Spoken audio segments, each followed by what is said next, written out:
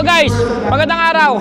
Nandito tayo ngayon sa bagong-bagong Valenzuela Technology o yung Valtech na tinatawag. Dahil isang karangalan, iimbitahan si Hammerman ni Mayor Wes Gatchalian para dito sa unveiling ng kanyang tinayong Sikay. Ang Sikay, Sikap Husay. So ito po ay tinayo po itong paaralan na to para sa mga mag-aaral natin dito sa lungsod ng Valenzuela. Tignan nyo naman gano'ng katindi yung mayor namin dito. Para po yan sa mga estudyante natin na para mas makapagtapos po sila ng pag-aaral at dito po mabubuo ang lahat.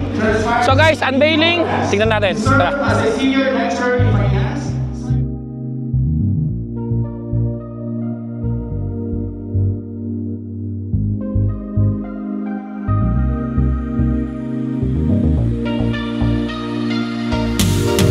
Right now, we shall witness the unveiling of the monument marker for the Sikay sculpture at the heart of the Valtech campus. Valenzuelanos, on the count of 3. In 3, 2, 1.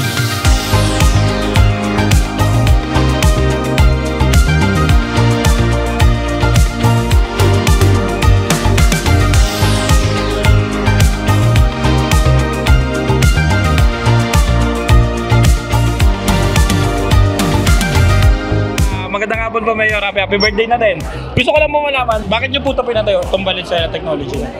Well, pinatayo natin ito para ho sa mga kababayan natin na nais to have flexibility sa buhay. Alam nyo, hindi naman lahat ng kababayan natin has the time and opportunity to take a 4-year course or 5-year course, no? Ladderized education natin. Dito sa Valtech, kagandahan dito, meron test the course, may 1 year, may 2 year, pero meron din tayong bachelor's degree na ino-offer. So basically, ang Valtech ho, this is a technical school. Gusto natin maging ahead, number 1 sa rail technology. Dito sa Valenzuela is the home of the subway and the NSCR. So kaagad-agad ay hopefully magkatrabaho kaagad ang mga kababayan natin. Automotive, no? Pinapalakas natin automotive industry, whether in motorcycle or automotive, with cars, pinapalakas natin. Ang HVAC po, aircon, no? So malaki ang demand yan. Ang daming trabaho na makukuha ay meron na tayo dito kaagad yan. And of course, ang ating IT-related courses. So now we will be offering cybersecurity, animation, programming, and the likes, no? So dito po is a technical college kung saan ang mga kababayan natin ay has the flexibility to choose kung ano po ang path ng buhay nila. Starting from K-12, ang gusto natin pagpasok dito sa Valtech ay kung ano yung inaral niya ng K-12, applicable at hindi masasayang dito sa Valtech.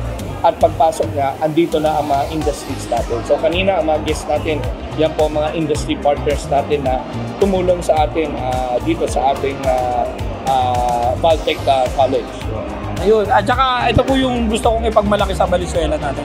Ito pong Valtech tinayo, sa pagkakalam ko lang, Mayor, para makapag-aral yung mga bata at the same time, pagkatapos nila, may trabaho agad sila. Yun naman yung importante, di ba? So, yun lang po. Maraming salamat, Mayor. Thank you. Salamat po.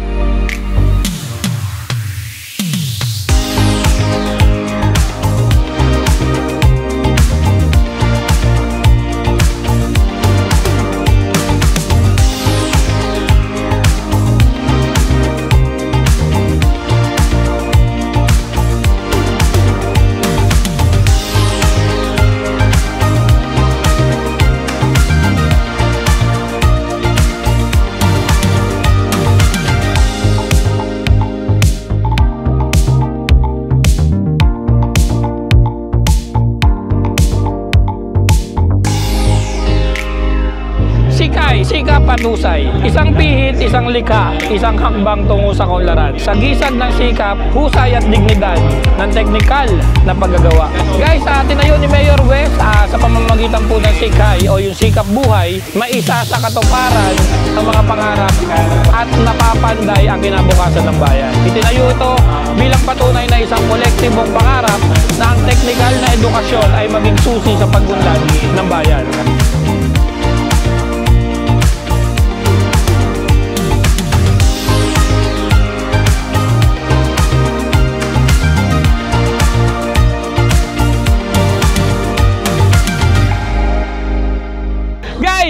yan, napakita namin sa inyo kung gaano kagaling ang alkalde o ang mayor ng Valenzuela. Pinatayo niya itong eskwelahan na to para makatulong sa mga estudyante natin na makapagtapos ng mga bachelor's degree, na mga 4 to 5 years na course. Yan, at syempre at the same time, hindi pa doon nagtatapos ang trabaho ni mayor. Ang ginawa niya pa, sinigurado niya na magkakaroon ng trabaho after makagraduate yung mga bata. So, yun lang po. Maraming salamat from lungsod ng Valenzuela, Hammerman. Peace out. Zero pace with Hammerman. Iba ang dala niyan, saya.